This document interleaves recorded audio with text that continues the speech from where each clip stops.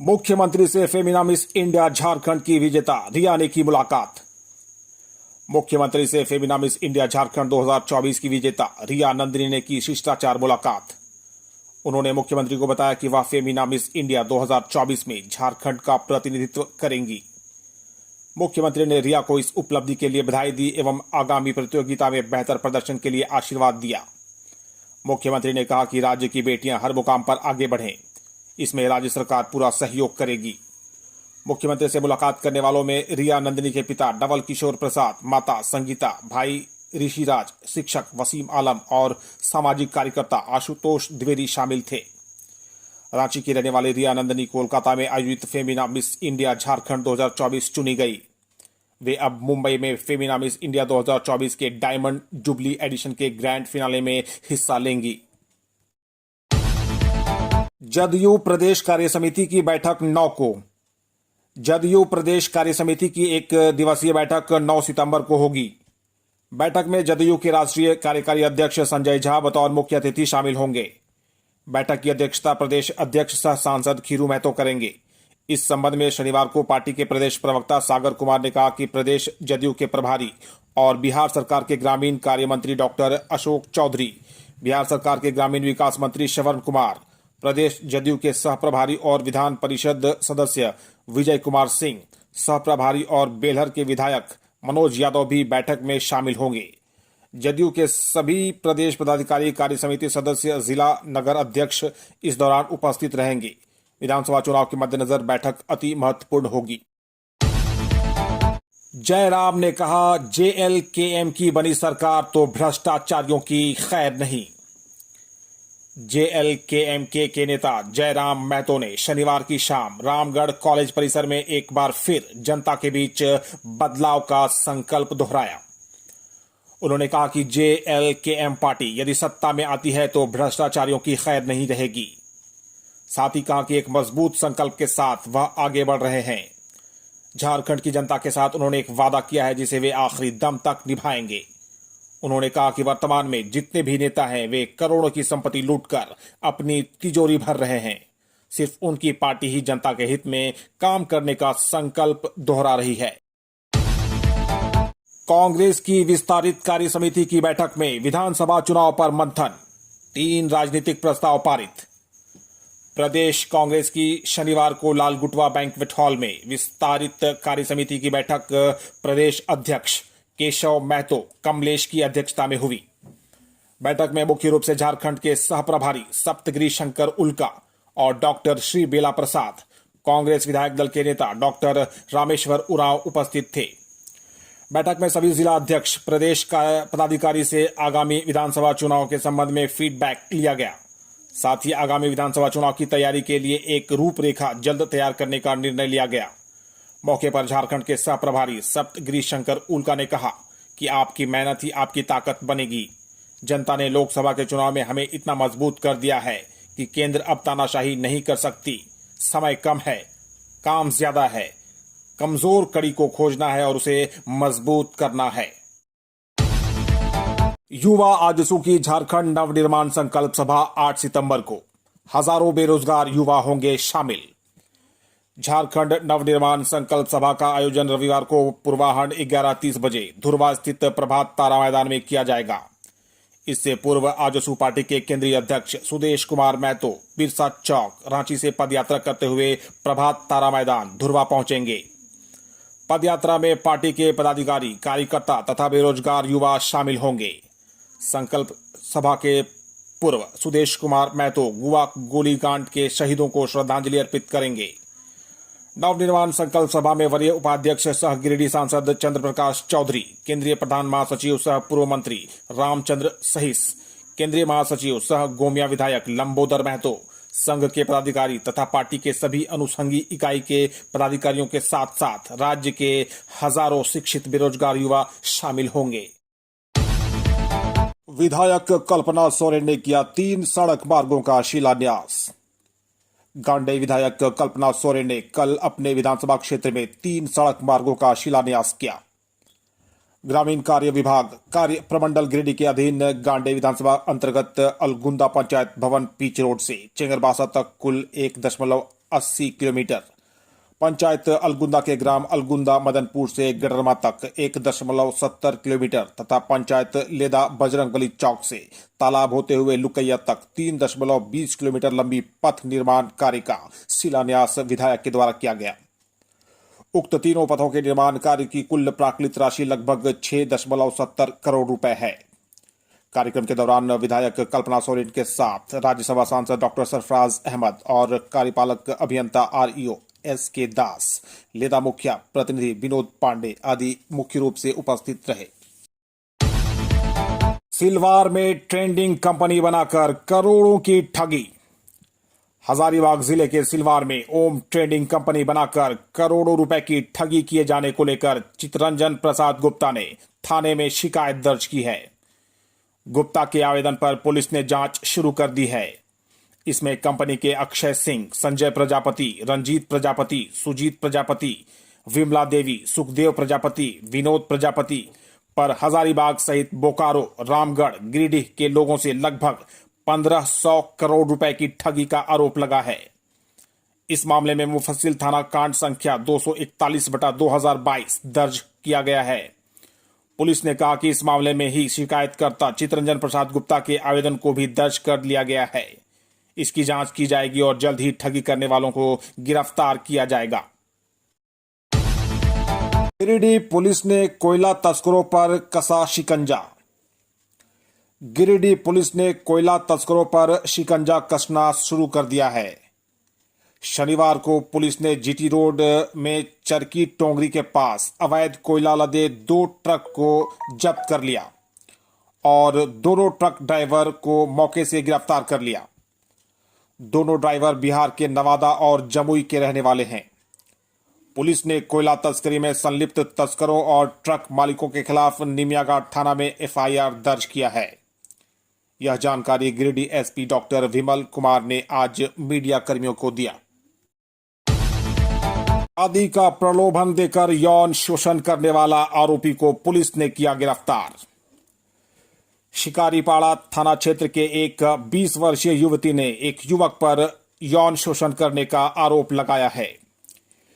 पीड़िता ने शिकारीपाड़ा थाना में लिखित शिकायत दर्ज कराया है।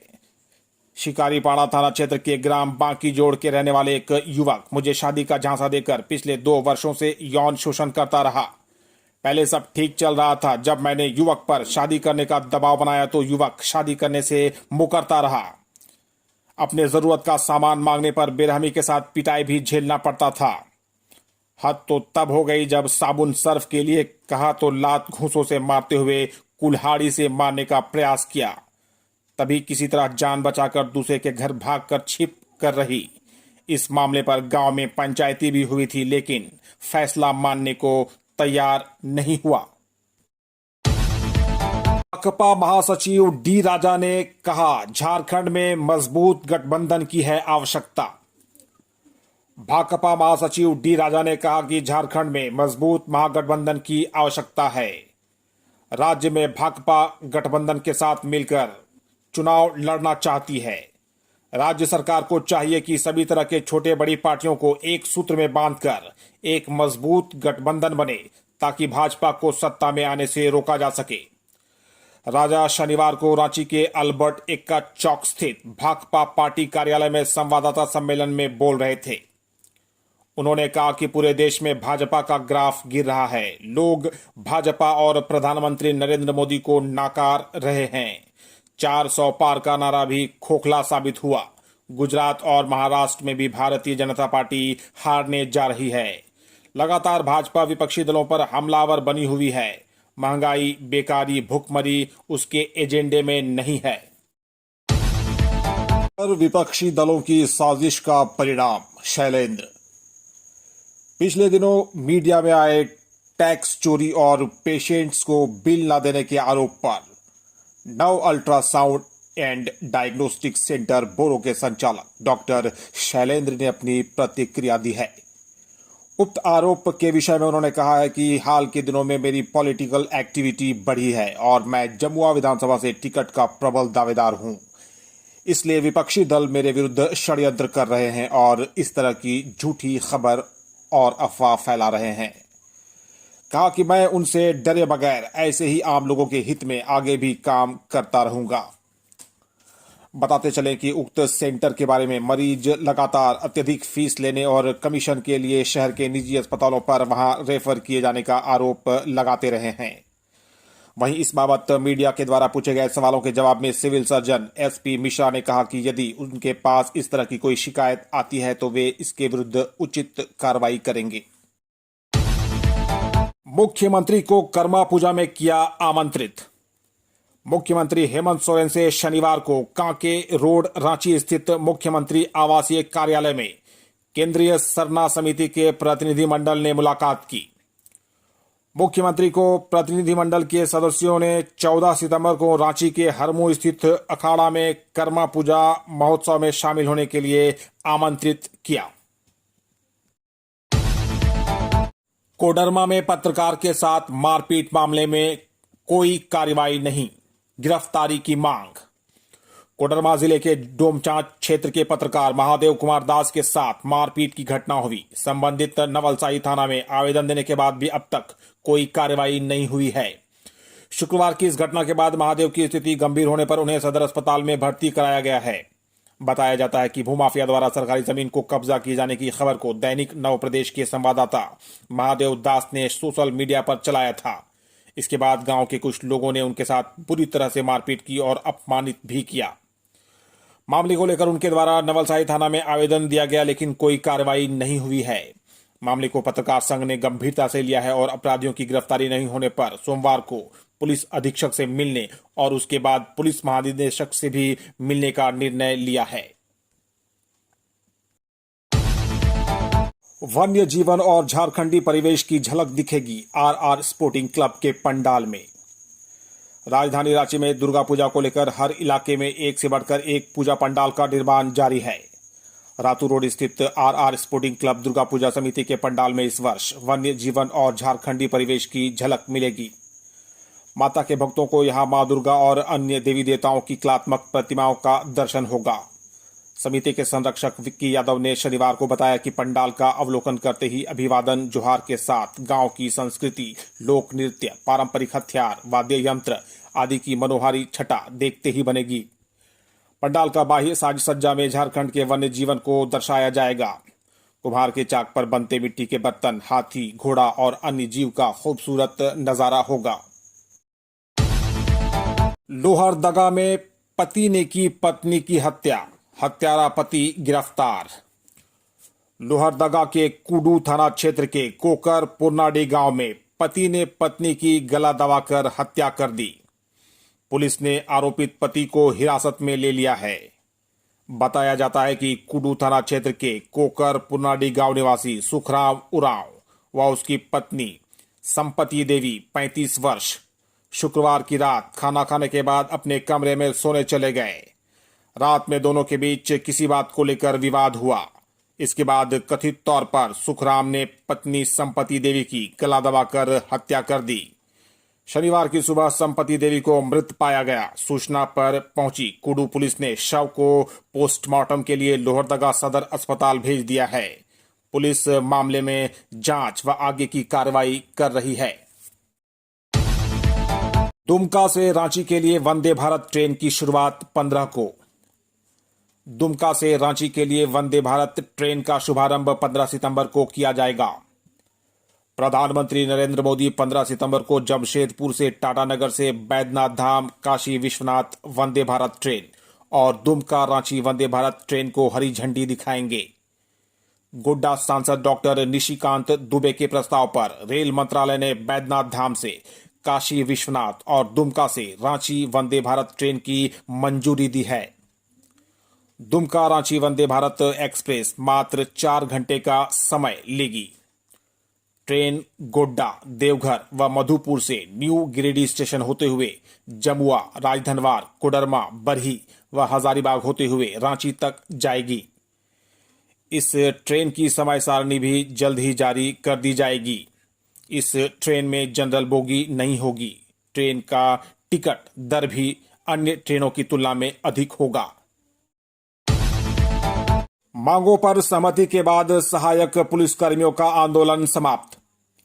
राजधानी के मोराबादी मैदान में सहायक पुलिसकर्मियों का आंदोलन समाप्त हो गया है। सहायक पुलिसकर्मी विभिन्न मांगों को लेकर 2 जुलाई से धरने पर बैठे थे। उनका आंदोलन शुक्रवार की देर रात समाप्त हुआ। झारखंड सहायक पुलिस प्रदेश संगठन के अध्यक्ष अविनाश द्विवेदी और सचिव विवेकानंद गुप्ता ने शनिवार को बताया कि झारखंड सरकार ने हमारी कई मांगों पर सहमति जताते हुए उसे कैबिनेट से पास कर दिया, जिसके बाद हम लोगों ने अपना आंदोलन 67वें दिन खत्म करने की घोषणा की है। कैबिनेट के फैसले के अनुसार अब सहायक पुलिसकर्मियों को 13,000 रुपए वेतन मिलेगा। सरकार की ओर से वर्दी भत्ते के रूप में उन्हें 4,000 रुपए भी दिया जाएगा। साथ ही सहायक पुलिसकर्मी भी अब अवकाश ले सकेंगे। विवेकानंद ने कहा कि मुख्यमंत्री का आभार जताकर हम सभी पुलिसकर्मी अपने अपने जिले लौट जाएंगे। एचईसी के सबसे पुराने मजदूर नेता राणा संग्राम सिंह का निधन। एचईसी के सबसे पुराने मजदूर नेता और इंटक के जाने माने राष्ट्रीय वरीय सचिव राणा संग्राम सिंह का शनिवार को निधन हो गया। वह 96 वर्ष के थे। वह लंबे समय से बीमार चल रहे थे। राणा संग्राम सिंह के पार्थिव शरीर को पारस अस्पताल के मोर्चरी में रखा गया है। उनका अंतिम संस्कार रविवार को धुरवा स्थित सीटीओ मुक्तिधाम में सुबह 11 बजे होगा। यूनियन लीडर के धुरवा स्थित आवास से मुक्तिधाम तक सुबह 10 बजे शव यात्रा निकाली जाएगी। हटिया प्रोजेक्ट वर्कर्स यूनियन के संयुक्त महामंत्री लीलाधर सिंह ने राणा संग्राम सिंह के निधन पर शोक व्यक्त किया। उन्होंने कहा कि राणा संग्राम सिंह के निधन के साथ मजदूर आंदोलन के एक युग की समाप्ति हो गई। उन्होंने कहा कि उनकी आखिरी इच्छा थी कि एचईसी का एक बार फिर से पुनरुद्धार करे।